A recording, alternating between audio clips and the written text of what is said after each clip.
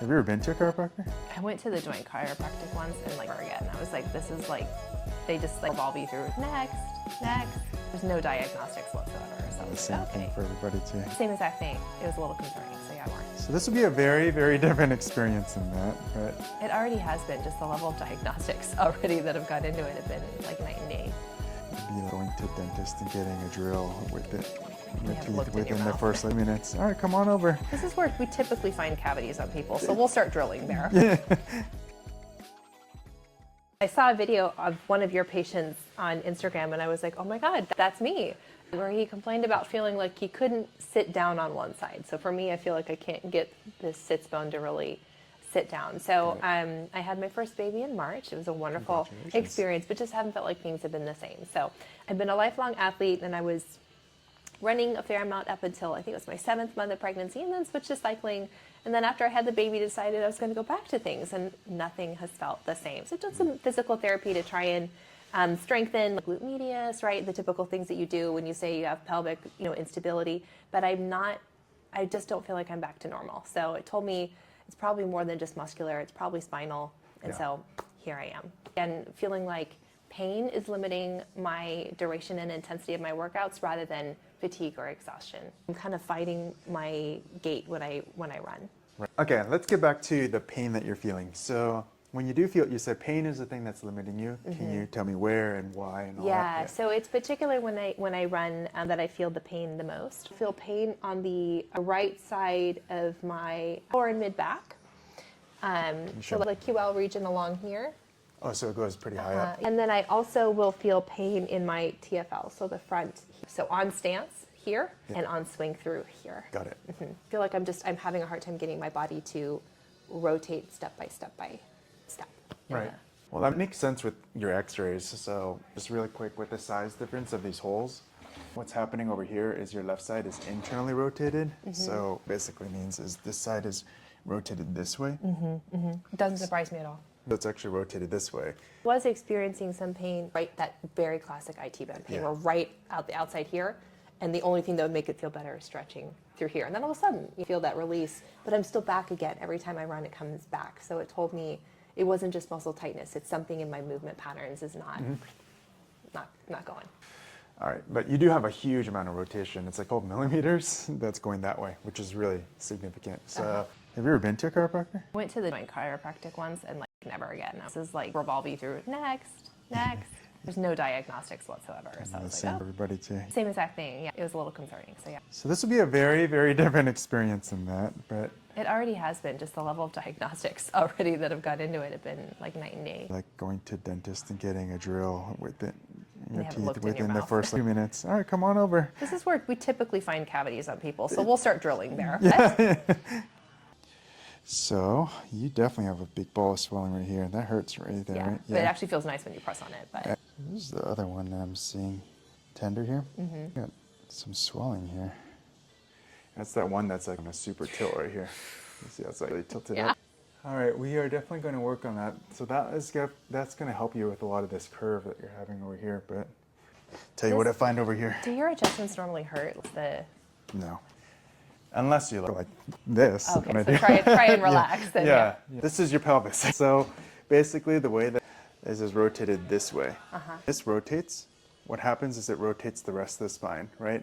They call this the sacrum, the holy bone, because it actually is the base of the rest of your spine. So when this actually goes like this, everything else rotates. So you see how this is all spinning, right? All the way to the top. So there's a couple things that are wrong with that. So one, it does that.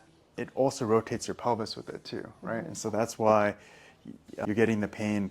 So typically when this goes like this, the QL actually starts tightening up on that side, and then the anterior hip actually hurts on that side. I'm glad you don't have any knee issues or anything like that. A lot of times people do get knee issues. When you have this combination of this kind of small hole with this popping out, it actually wears away that hip quite a lot more than the other side. Not only the hole, but also not only the hip, but also the knee joint as well. These nerves over here also get impacted when this starts shifting back. That's why you sometimes intermittently actually feel numbness. That's why I was asking you. So to me, I'm thinking, is it this side that we basically need to address, or is it this or is it this side, right? And if it's this side, or is it this that we need to address? There's so many levers that we can work on over here that we don't just start popping things, right? What you probably got at the gym is just like pop one side and pop the other side. I'm basically undoing what I just did by popping the other side the same exact way. So I'm not going to do that. I'm actually thinking like, which specific lever am I adjusting here? Am I adjusting this one over like that? Or am I adjusting this one around like that? Because I'm actually more inclined to actually fix you from adjusting over here, only because it's going to pivot the rest of your spine like back into center line, right? So I think it'll make profound differences in the rest of your spine. I'm thankful you don't have symptoms anywhere else, because if you did, then I would move a little more slowly. Okay. I think that one will do a lot more for you than anything else. Your curve almost looks like a reverse curve, but it's actually not fully a reverse curve. It's actually what we call a complex curve. So you see how like, okay, so you have a curve here, and then it reverses, and then you have another mini curve up there.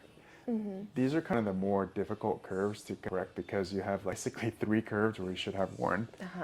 So it's like 1, 2, 3. So what happens with that is it puts a lot of strain on the top part over there. You see how like this specific one is really wedged back? So when it wedges back, it puts a lot of strain onto your neck.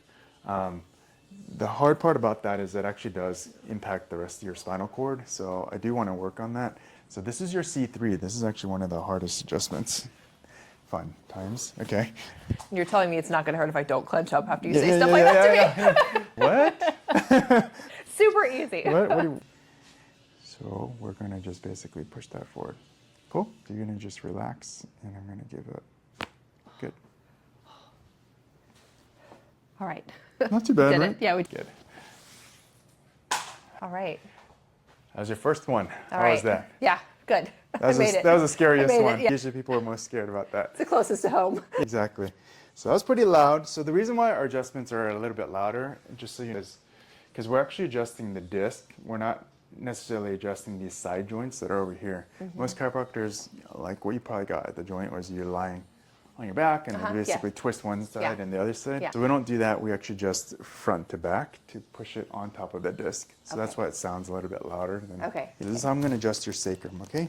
Just rest here. Good. Now what I'm going to do is I'm going to push this like that. Okay, so you just relax, and I got to find where it goes. That's good. Oh. Very good. Oh, not as scary as I thought it was going to be. Thank you. Oh. No pain, right? No pain. Fear at first. Walk around a little bit.